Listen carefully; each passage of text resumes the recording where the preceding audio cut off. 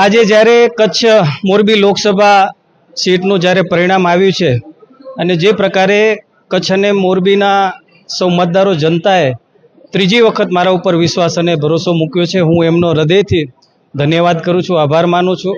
અમારા સૌ કાર્યકર્તાઓએ ખૂબ મહેનત કરી છે અને સતત એમનો પરિશ્રમ જે આજે પરિણામરૂપ જે બન્યો છે એટલે એમનો પણ હું આભાર માનું છું।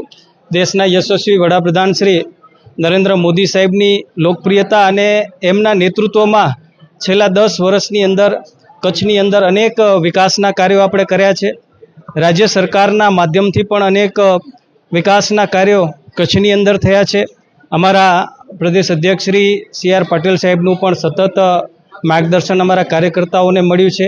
આજે કચ્છની જનતા, મોરબીની જનતા અને મતદારોએ જે ત્રીજી વખત મારા ઉપર વિશ્વાસ અને ભરોસો મૂકીને મને ત્રીજી વખત 5 વર્ષ માટે જ્યારે સેવા કરવાનો મને અવસર આપ્યો છે ત્યારે હું હૃદયથી એમનો આભાર માનું છું અને આપના માધ્યમથી હું સૌને વિશ્વાસ અપાવું છું કે આવનાર 5 વર્ષની અંદર કચ્છ અને મોરબી લોકસભા ક્ષેત્રની અંદર વિકાસના કાર્યોને હું આગળ વધારીશ।